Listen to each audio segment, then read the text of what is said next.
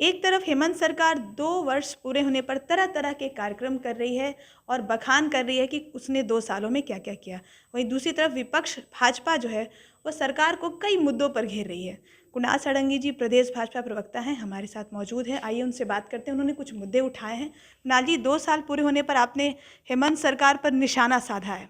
तो 2 साल पूरे होने पर जो वो उपलब्धियों का बखान कर रही है, आपको कहाँ पर वो गलत लगता है? और जो पेट्रोल को लेकर जो नया ताज़ा ये एक उन्होंने शुरू किया है, उस पर आपको क्या कहना है? देखिए, जहाँ तक उपलब्धियों की बात है, मुझे लगता है सबसे बड़ी उपलब्धि इस सरकार की यह रही है कि ये यू टर्न सरकार है। अपने ही निर्णय खुद बदल देती है, फिर कुछ नए निर्णय ले लेती है, और ना पहले निर्णय का ना उसके परिवर्तित निर्णय का कोई लॉजिक इनके पास होता है।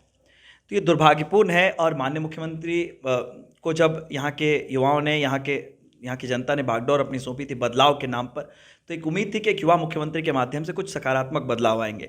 लेकिन अत्यंत दुखद है आज जो स्थिति है राज्य में, चाहे बेरोजगारी को लेकर आप बात करें, किसानों को लेकर बात करें, लॉ एंड ऑर्डर की बात करें, महिलाओं की बात करें, आदिवासियों की बात करें, हर वर्ग अपने आप को ठगा महसूस कर रहा है और इसके प्रमाण हैं।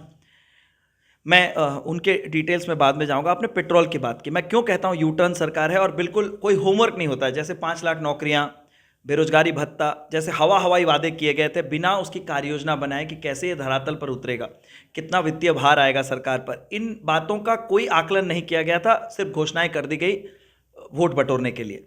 आज फिर से इनके सलाहकारों ने, जो विद्वान सलाहकार है माननीय मुख्यमंत्री महोदय के, इनसे फिर एक ऐसी घोषणा करवाई है जो हास्यास्पद है और जगहसाई हो रही है झारखंड की।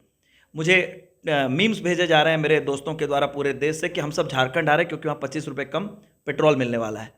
तो ये जो कल घोषणा हुई है कि पेट्रोल 25 रुपये कम मिलेगा दोपहिया के वाहन के मालिकों को और जिनके पास राशन कार्ड है। मेरा 3 प्रश्न है आपके माध्यम से राज्य सरकार से। कौन सा राशन कार्ड, इस पर कोई स्पष्ट जानकारी नहीं है।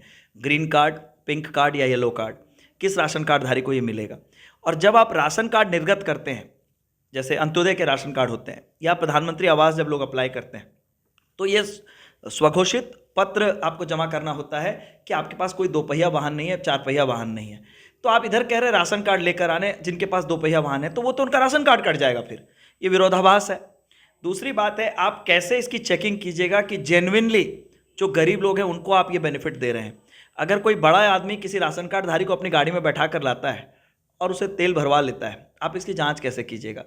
क्या इन जांच करने का मैकेनिज्म आपके पास है? पेट्रोल पंप पे लंबी कतारें लगेंगी, लंबी कतारें लगेंगी। और तो और ऑटो वालों ने इन सरकार का क्या बिगाड़ा था? विशेष तौर पर मैं माननीय स्वास्थ्य मंत्री महोदय से अनुरोध करूंगा, उन्हें माननीय मुख्यमंत्री महोदय से अनुरोध करना चाहिए कि ऑटो वालों को तो निश्चित रूप से इसका लाभ मिलना चाहिए। डीजल की कैटेगरी के वाहनों को आपने इसमें शामिल नहीं किया, आपने सीधे तौर पर एक बहुत बड़े वर्ग को इससे वंचित किया इस बेनिफिट से। तो इस तरह से बेतुके और अप्रासंगिक निर्णय, और जिसको मैं कहूँ क्षणिक लाभ वाले निर्णय, कोई लॉन्ग टर्म सोच नहीं है सरकार के पास। सिर्फ जो है कि लुभावने वादे करके जो मुख्य मुद्दे हैं उनसे ध्यान भटकाने की कोशिश की जा रही थी।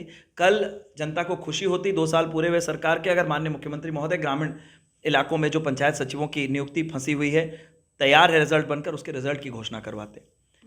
महंगी गाड़ियों को कैबिनेट में शामिल करें। मतलब ये दुखद है और मैं उनका बहुत सम्मान करता हूं, मैं उन्हें अपना बड़ा भाई मानता हूं। और मेरा विनम्र आग्रह है उनसे कि लोगों ने जो उम्मीदें आपसे की थी, मैं आपके इस्तीफे की मांग नहीं कर रहा हूं। आपने तो कहा था 6 महीने में 5 लाख नौकरियां, नहीं तो इस्तीफा। आपके इस्तीफे के लिए लोगों ने आपको वोट नहीं दिया था, आपसे उम्मीदें थी लोगों को। आज वो जब उम्मीदें धूमिल हो रही हैं तो लोग सड़क पर उतर रहे हैं, और आप उस आंदोलन को जाति का नाम देते हैं। कभी कहते हैं मनुवादी आंदोलन कर रहे हैं, कभी कहते हैं विश्व हिंदू परिषद वाले आंदोलन कर रहे हैं। तो छात्रों की कोई जात नहीं होती है। ये वो आंदोलनरत छात्र हैं जिन्होंने दिन रात आपके लिए मेहनत की थी आपके चुनाव में। आज वो आपको पराये दिखने लगे हैं। टीटीटी का खेल, मैंने आप कल भी अपने संबोधन में कहा कि अब 3 ही उद्योग हैं इस राज्य में: तस्करी, ट्रांसफर पोस्टिंग और जो ठेकेदारी का प्रावधान है। क्या पढ़े लिखे युवा भी अब उन्हीं तीनों उद्योगों में अपने भाग्य आजमाएंगे? और पोस्ट ग्रेजुएट करने वाले युवाओं को माननीय मुख्यमंत्री कहते हैं कि नौकरी क्यों करोगे, व्यापार कर लो, अंडे बेचो, मुर्गी बेचो। वो काम छोटा नहीं है, लेकिन जिन्होंने टेक्निकल पढ़ाई की वो अपने हिसाब से उस उम्मीद करते हैं कि मुझे उस तरह का काम मिलेगा। जो वादे भी हुए थे, तो बिना होमवर्क के वादे करना और तुरंत अपने फैसलों से पलट जाना, ये सरकार की नीयत बन चुकी है। और कांग्रेस के संरक्षण में और कांग्रेस के सहयोग से इससे बेहतर उम्मीद भी नहीं की जा सकती है सरकार से। तो ये थे कुणाल सारंगी जी, प्रदेश भाजपा प्रवक्ता, जिन्होंने खुलकर बताया कि किस तरह से हेमंत सरकार जो है अपने वादे से तो मुकर ही रही है और साथ ही टीटीटी मोड पर चल रही है, जिससे जो है जनता के विश्वास को चोट पहुंची है। और पेट्रोल के नाम पे जो ताज़ा उन्होंने जो घोषणा की है वो सिर्फ एक आई वॉश है। अन्य Amrita, the news post, Jamshedpur.